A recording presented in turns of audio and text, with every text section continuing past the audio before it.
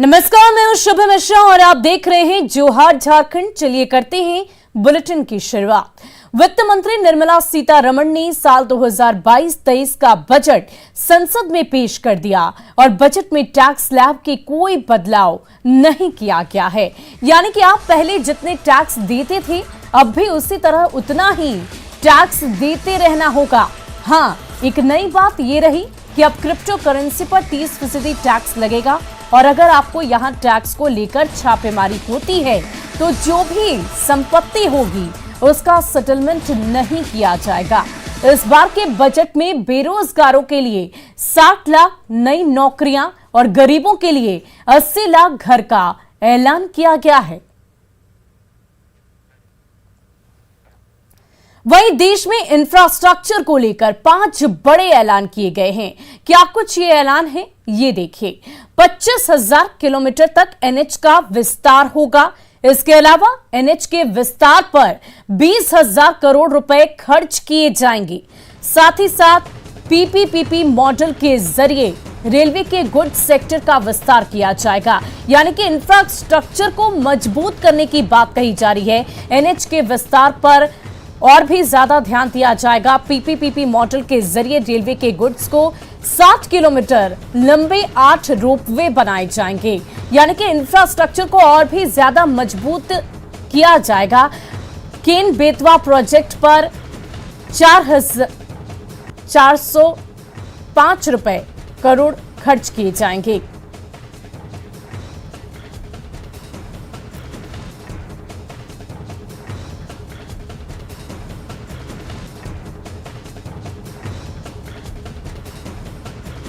और इस वक्त हमारे साथ तमाम मेहमान मौजूद हैं, उनसे हम बातचीत करेंगे। आशीष रोहतगी, महासचिव बीआईए, बहुत बहुत स्वागत है आपका। डॉक्टर संजय कुमार, वरिष्ठ पत्रकार, इस वक्त हमारे साथ मौजूद हैं। साथ ही साथ Alok, founder Beats Cart, Himani Mishra, महिला उद्यमी। आज का दिन बेहद खास है, बजट का दिन है। ऐसे में इन सभी लोगों से बातचीत करेंगे और जानने की कोशिश करेंगे कि इस आम बजट से आम लोगों को कितना फायदा होगा।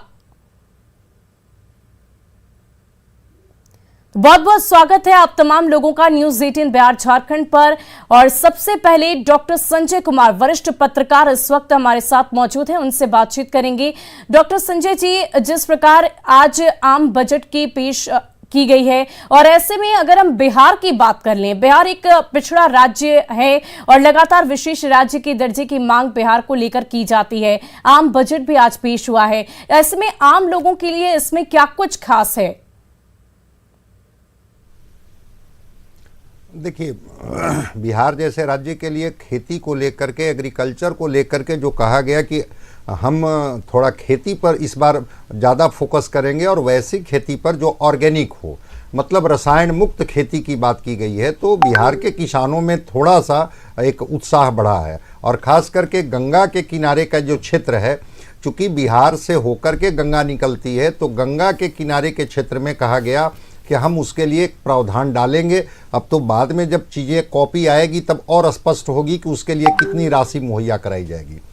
एमएसएमई में बिहार जैसा राज्य जिसके पास छोटे छोटे ये हैं, संभावनाएं हैं उद्योग के, तो एमएसपी में अब देखना होगा कि एमएसएमई के तहत जो 2 लाख करोड़ रुपए का जो प्रोविज़न किया गया है उसमें बिहार कितना ये उसका हिस्सेदारी है। तो थोड़ा बिहार के हिस्से में ये चीज़ें आती हैं। रह गई बात कि खेती और जो खेती पर आधारित जो उद्योग हैं, इसके लिए जो थोड़ी जो सरकार के तरफ से बजट में जो थोड़ी योजना दिख रही है, इससे बिहार को थोड़ा संबल मिला है, लगता है कि हाँ। लेकिन जिस तरह से विशेष राज्य के दर्जे की मांग हो रही है, एक उम्मीद थी कि इस बजट सत्र में कोई विशेष पैकेज की बात बिहार के लिए होगी, वैसा कुछ है नहीं। क्योंकि ये लंबा प्लान है, 25 वर्षों के लिए कहा गया है कि इसके तहत हम इस चीज़ों को अचीव करेंगे।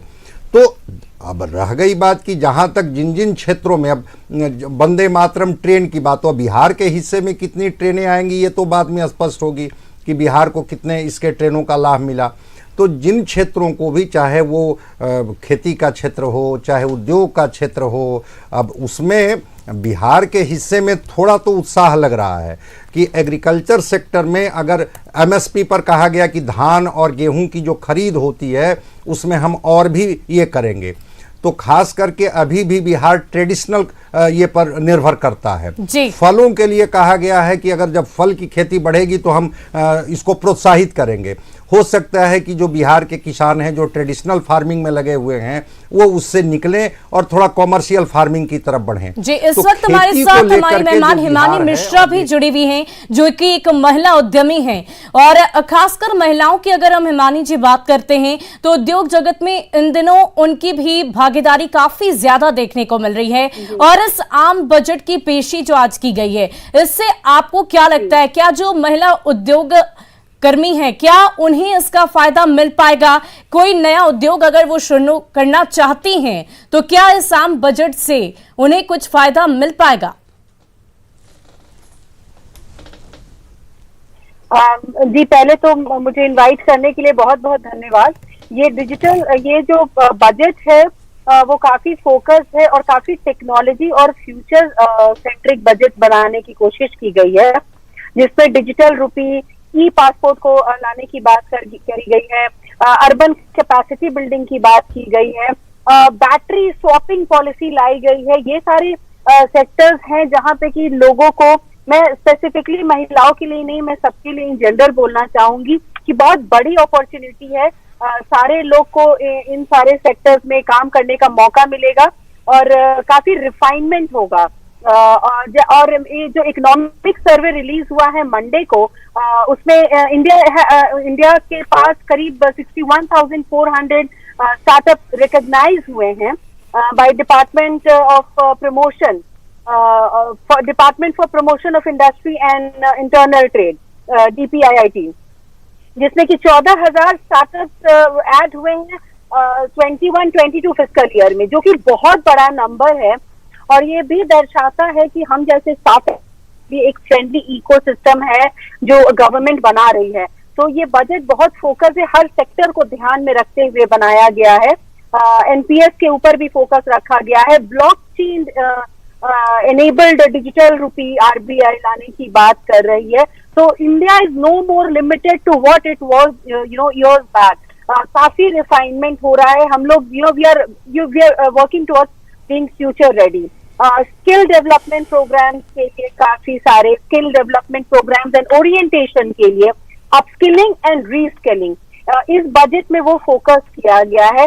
डिजिटल देश ई पोर्टल लॉन्च करने की बात की जा रही है, which is wonderful thing. One sector जो कि 2 साल में कोविड की वजह से काफी हिट हुआ है, विच इज एजुकेशन सेक्टर।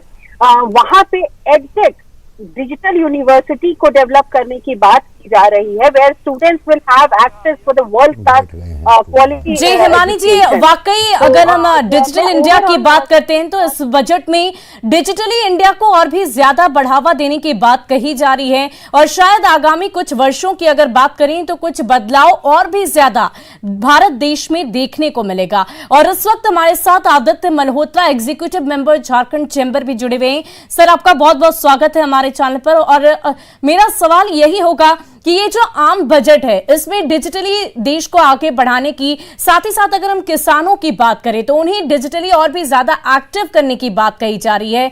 और खासकर हम अगर बात करें इस आम बजट की तो इंफ्रास्ट्रक्चर को भी बढ़ावा देने की बात कही जा रही है। तो ये तमाम जो चीजें सामने आई हैं, क्या इससे आगामी कुछ वर्षों में भारत देश में वाकई कुछ बदलाव देखने को मिलेगा? क्या ये आम बजट इतना खास है कि आने वाले सालों में कई तरह के अहम परिवर्तन भारत में देखने को मिलेंगे? देखिए, ये जो बजट है इसने सारे पहलुओं को एड्रेस किया है। मुख्यतः देखिए, आप इंफ्रास्ट्रक्चर को बहुत बढ़ावा देने की बात आई है इसमें। जैसे कि आपके 25,000 किलोमीटर रोड के लिए 20,000 करोड़ का ये आवंटित किया गया राशि। और ग्रामीण क्षेत्र से, मतलब लोएस्ट जो सेगमेंट है वहाँ पर भी एम्पावरमेंट की बात आ रही है। वहाँ पर ऑप्टिकल फाइबर लगाने की बात है। उसके बाद जो है एक एक गांव को कैसे इंटरनेट से जोड़ा जाए। तो इस बजट में जो देखने को आ रहा है कि ये देखिए, बहुत पॉपुलिस्ट बजट की तरफ नहीं ध्यान देते हुए ये ग्रोथ बेस्ड बजट, और जो एम्बिशियस टारगेट अभी लिया है 9% के ग्रोथ का कमिंग 2-3 सालों में, मेरे को लगता है कि इसके प्रति ये जो भी कदम उठा रहे हैं, जो भी ला रहे हैं, ये उसके लिए काफ़ी हेल्पफुल रहेगा। हमारे झारखंड के लिए थोड़ी सी निराशा की बात आई है, क्योंकि हम लोग जो उम्मीद यहाँ कर रहे थे कि हमारा जो स्टेट जो बैकवर्ड है और हमारे सब संसाधनों की यहाँ कोई भी कमी नहीं है, तो यहाँ पर जो यहाँ के लिए जो इंडस्ट्री को बूस्ट करने की बात थी, यहाँ पर इस तरह के हम लोग के लिए एक स्पेशल इकोनॉमिक जोन्स बनते, एक्सपोर्ट प्रोसेसिंग इंडस्ट्रियल कॉरिडोर बनता, एक कोल्ड चेन का निर्माण हो और बहुत सारी बातें हैं। क्योंकि देखिए यहाँ से काफ़ी राजस्व प्राप्ति होती है बिकॉज ऑफ मिनरल्स, लेकिन यहाँ पर जो है ये फिर से हम लोग को एक निराशा मिल रही है कि यहाँ पर यहाँ के बारे में इतने बड़े प्रोजेक्ट्स में कोई भी प्रोजेक्ट यहाँ पर झारखंड के बारे में कोई भी प्रोजेक्ट एड्रेस नहीं हो रहा है। बाकी ये देखिए एक ये जो बजट है जो इसमें एक बहुत अच्छा जो फैक्टर है 2,37 लाख करोड़ 2.37 लाख करोड़ का ये जो MSP के लिए आवंटित किया जा रहा है, ये एक बहुत अच्छा कदम है। इससे जो है हमारे किसान उनकी जो आय बढ़ती है और देश प्रगति के रास्ते में बढ़ता है। बाकी हमारी तरफ से ये है कि इंडस्ट्रीज़ को जो है जो आनी चाहिए थी बातें, वो हम लोग को यहाँ पर देखने नहीं आया। दूसरा, झारखंड को एक ऑटोमोबाइल जोन हब के रूप में एक विकसित करने की हमारी मांग रही है कई सालों से, वो भी इस बार के बजट में हम लोग को देखने को नहीं मिला। तो कुल अगर आप देखें संक्षिप्त में, तो ये जो बजट है ये एक ग्रोथ बेस्ड बजट है और सभी पहलुओं को देखा गया, लेकिन विशेषकर जिन राज्यों में डेवलपमेंट कम है और जो राज्य इस गति को प्रदान करने में सक्षम है, जिस तरह झारखंड है, उनकी उपेक्षा की गई है। मेरा तो यही मानना है। और इस वक्त हमारे साथ आशीष रोहतगी, महासचिव BIA भी जुड़े हुए हैं। बहुत बहुत स्वागत है आपका। और मेरा सवाल यही है कि अगर हम टैक्स स्लैब की बात करें तो उसमें किसी तरह का परिवर्तन नहीं किया गया है, और खासकर अगर हम मिडिल क्लास परिवार की बात करें तो उन्हें इस बात को लेकर मायूसी छा गई है कि उनके लिए इस आम बजट में कुछ खास नहीं है। क्या ऐसी कुछ बातें हैं जिसे सामने रखकर इस बात का एक्सप्लेनेशन दिया जा सके कि कहीं ना कहीं इस आम बजट की जो पेशी की गई है, इससे मिडिल क्लास फैमिली को या इस स्तर के जो भी लोग हैं उन्हें किस तरह का फायदा पहुंचेगा? डायरेक्ट तो कोई टैक्स में एडवांटेज नहीं है मिडिल क्लास को, लेकिन अगर देखा जाए तो अर्बनाइजेशन के ऊपर बहुत गवर्नमेंट का इस बार रेखांकित किया है गवर्नमेंट ने। तो इसमें खासकर टियर 2 टियर 3 टाउन्स के लिए अगर अर्बन डेवलपमेंट काफ़ी अच्छा होता है तो मिडिल क्लास को काफ़ी रोज़गार उपलब्ध होगा, और जो इंडस्ट्री है, MSMEs हैं, उनको भी काफ़ी अपॉर्चुनिटी मिलेगी। एक्चुअली जो पैसा जो बनता है किसी भी राज्य में, किसी भी कंट्री में, वो अर्बन सेंटर्स में ही बनता है, और बिहार का अर्बनाइजेशन 12% ही है अभी, जबकि नेशनल औसत काफ़ी ज़्यादा है। तो अगर अर्बनाइजेशन के टियर 2 टियर 3 टाउन्स के लिए अगर सेंटर ऑफ एक्सीलेंस और पैसा अगर बिहार का आता है और नए शहर क्रिएट होते हैं विद न्यू एज टेक्नोलॉजी या न्यू एज इंफ्रास्ट्रक्चर, तो उम्मीद है कि काफ़ी हद तक इसमें मिडिल क्लास को राहत मिलेगी और आगे आने वाले जनरेशन को एक अच्छा शहर और साफ़ सुथरा शहर और अपॉर्चुनिटी के साथ वाला शहर मिलेगा, जैसे हम लोग बेंगलोर, हैदराबाद को अभी देखते हैं। आशीष जी, इस बात की भी चर्चा की गई है कि करीब 2022-23 की अगर हम बात कर ले तो 80 लाख से ज्यादा घरों का निर्माण किया जाएगा। क्या इससे वाकई किसी तरह का फायदा मिलने वाला है? क्योंकि पहले से ही PM आवास योजना चल रही है और इसके तहत बहुत सारी जो तस्वीरें हैं उभर कर सामने आई डेवलपमेंट की, तो ऐसे में ये जो और इंफ्रास्ट्रक्चर की मजबूती की बात लगातार हम कर रहे हैं इस आम बजट को लेकर, क्या वाकई इससे कोई फायदा होगा? ये नल जल और प्रधानमंत्री आवास योजना से काफ़ी लोगों को जो लो इनकम ग्रुप हैं उनको बेनिफिट मिलेगा, और इससे एक फ़ायदा होगा कि अगर एग्रीकल्चर को भी देखें, सब जगह इम्पेटस है, या रूरल इंफ्रास्ट्रक्चर को देखें, या गैंजेस प्लेन में ऑर्गेनिक खेती को देखें, अगर इसका समावेश हो और बिहार को इसका हिस्सा मिलता है तो इससे सबसे ज़्यादा फ़ायदा होगा कि रूरल इकोनॉमी बढ़ेगी। अगर रूरल इकोनॉमी बढ़ेगी, वहाँ आय बढ़ेगी, तो इनडायरेक्ट बेनिफिट और direct benefit, end of the day direct benefit भी MSME क्षेत्र के जो इंडस्ट्री है उनको मिलेगा। MSME क्षेत्र में जो भी रोजगार करते हैं उनको इसका बेनिफिट मिलेगा, और इससे स्किलिंग के प्रति भी गवर्नमेंट को ध्यान देना चाहिए। केवल एक और इम्पॉर्टेंट बात गवर्नमेंट की दिखी इस बार की पावर सेक्टर रिफॉर्म पे काफ़ी जोर है, और 0.5% of the total allocation of capital assets power sector reform के लिए अलॉट किया है। तो उम्मीद है कि साफ बिजली और सस्ती बिजली मिलेगी, उससे भी इंडस्ट्री को और मिडिल क्लास को राहत मिलनी चाहिए। लेकिन ये अभी सब लॉन्ग टर्म है, कम से कम इसको फलीभूत होने में 5 साल लगेंगे।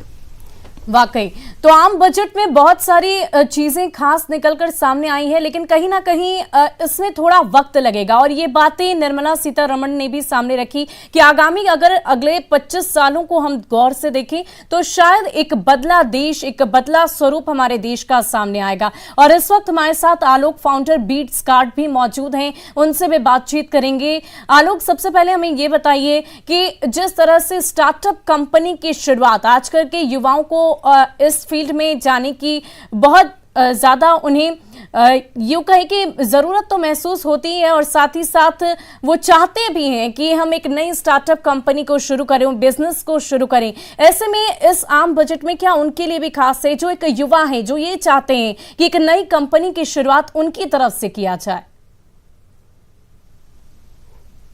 देखिए, ये बजट बहुत ही आई थिंक बहुत बैलेंस्ड बजट है।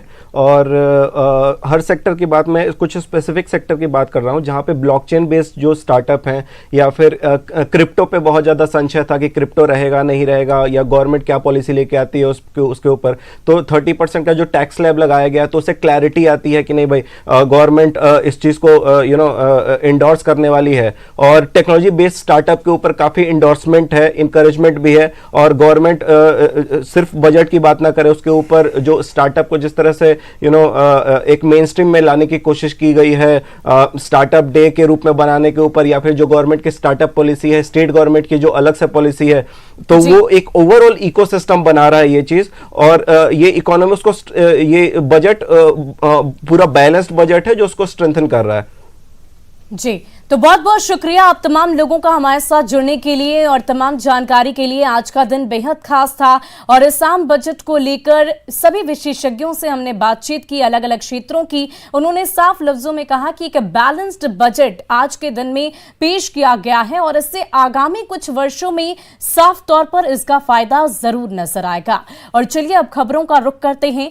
हजारीबाग सांसद जयंत सिन्हा ने बजट को बेहतर बताया है और कहा है कि भविष्य में इसका परिणाम देखने को मिलेगा। क्या कुछ कहा है, सुनिए। Pro growth budget which is emphasizing capital expenditure, the virtuous investment cycle that will power GDP growth forward. And the important thing to recognize is that this is a deflationary budget because we are investing on the supply side. It will keep inflation under control, and as a result of that, there will be tremendous job creation and growth in the economy. Our policy, predictability, stability in our tax regime, all of that has been maintained as well. What do you have to say about the crypto thing that everybody is really looking for? I think that was very much required. We needed to create a level playing field for digital assets, which we have now done for real assets. And so with this as a predictable tax regime, crypto assets can be properly brought into the fold, and appropriate gains will have to be paid.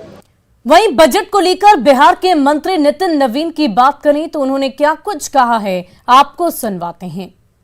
सबसे पहले माननीय प्रधानमंत्री और खास करके वित्त मंत्री निर्मला सीतारमण जी को बहुत बहुत बधाई दूंगा कि आज उन्होंने देश की अपेक्षा के अनुसार बजट पेश किया है, जहां एक ओर रोजगार को उन्होंने सबसे महत्वपूर्ण रूप से कदम उठाया है, वहीं दूसरी ओर हर वर्ग को कह सकते हैं कि एड्रेस करने का हर वक्त वर्ग की चिंता की है।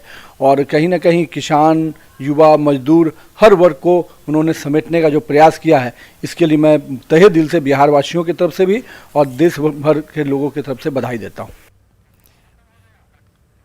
धनबाद में अवैध कोयला उत्खनन के दौरान 3 जगहों पर चाल धंसने का मामला सामने आया है। इस हादसे में 9 मजदूरों की मौत हुई है, जबकि कई लोग चाल में दबे हुए हैं। ये घटना निरसा के गोपीनाथपुर, ओपीसी, दहीबाड़ी और कापा सारा में हुई है। मरने वाले मजदूरों में 3 महिला मजदूर शामिल हैं। स्थानीय लोगों के अनुसार मौत का आंकड़ा बढ़ भी सकता है। वहीं प्रशासन पूरे मामले को लेकर खुद को अनजान बता रहा है। हम लोग को भी सूचना मिला है, गोपीनाथपुर में ओपन कास्ट माइंस है और वहाँ पर चाल धंसने की सूचना मिली और ऐसे न्यूज़ चैनल के माध्यम से वहाँ हम लोग को पता चल रहा है कि 7-8 लोग दबे होने की या तो घायल होने की वहाँ पर सूचना मिली है। तो उस संबंध में हम लोग शॉर्ट टाइम में मीटिंग भी अभी बुलाई, ECL के सुरक्षा कर्मियों को भी बुलाए थे क्योंकि ओपन कास्ट माइंस में है, और महाप्रबंधक से पत्राचार हम लोग किए हैं। साथ ही वहाँ पर जब तक पूरा हटाया नहीं जाएगा तब तक कहना मुश्किल है कि उस घटना में कोई हताहत हुए हैं अथवा नहीं। धनबाद जिले में अवैध कोयला का कारोबार धड़ल्ले से जारी है। आज निरसा पुलिस अनुमंडल में 1 घंटे के अंदर 3 अवैध कोयला उत्खनन की बड़ी दुर्घटनाएं हुई है, जिसमें अब तक 9 लोगों की मौत हुई है। इस मामले में 3 महिलाओं की मौत भी होने की बातें सामने आ रही है। हालांकि ये आंकड़े बढ़ सकते हैं, लेकिन इतनी बड़ी दुर्घटना होने के बाद भी पुलिस के द्वारा कोई कार्रवाई नहीं होना कहीं न कहीं एक सवाल खड़ी करती है। अब देखना है कि आज के इस बड़ी दुर्घटना होने के बाद पुलिस महकमा जगती है या फिर मौन होकर फिर से इसी तरह अवैध कोयले कारोबार को जारी रखने का काम करती है। फिलहाल जो भी अवैध कोयला कारोबारी निरसा विधानसभा क्षेत्र में थे वह भूमिगत हो गए हैं।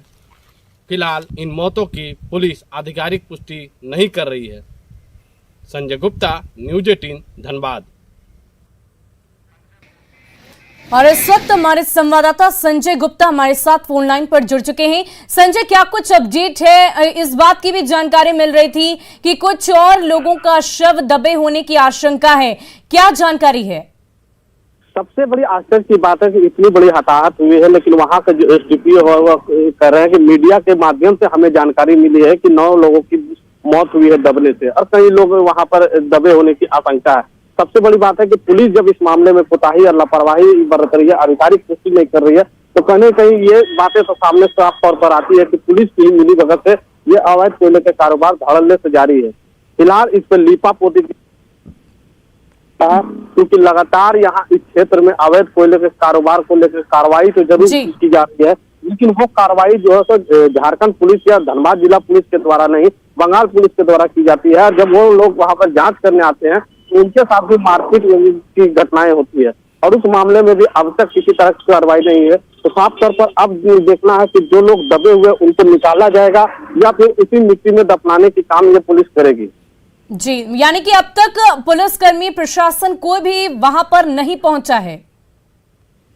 फिलहाल SDPO पे बात हुई है, उन्होंने कहा है कि एक जरूरी हुई तो अभी हमने बैठक की है इंस्टीट्यूशनल मैनेजमेंट और CSF के साथ, और उस क्षेत्र का दौरा करेंगे वहां के CO के साथ भी। लेकिन सवाल उठता है कि जब इतनी बड़ी घटनाएं हुई है और सारे मीडिया के लोग इस चीज को जान रहे हैं, हर अब हमारे चैनल को भी ये प्रमुखता से दिखाए, उसके बाद अगर ये बातें कही जा रही है कि हताहत की सूचना नहीं है, सबसे बड़ी सवाल होती है कि अवैध उत्खनन की बातें होती है तो जो परिजन है वो भी खुलकर सामने नहीं आ पाते हैं, क्योंकि अगर वो सामने आएंगे तो वो भी कहीं ना कहीं किसी तरीके से कानूनी रूप से फंसने के डर रहता, और यही कारण है कि इसका फायदा पुलिस और अवैध कारोबारियों को खुले तौर पर मिलते हैं। बहुत बहुत शुक्रिया हमारे साथ जुड़ने के लिए संजय, तमाम जानकारी के लिए। तो चाल के अंदर फंसे हुए कई मजदूर अभी भी हैं, लेकिन पुलिस प्रशासन अब तक वहां पर नहीं पहुंची। देखने वाली बात होगी कि अब आगे क्या कुछ कार्रवाई की जा सकती है। और फिलहाल के लिए इस बुलेटिन में इतना ही। मुझे दीजिए इजाजत, आप बने रहिए न्यूज़ 18 बिहार झारखंड के साथ।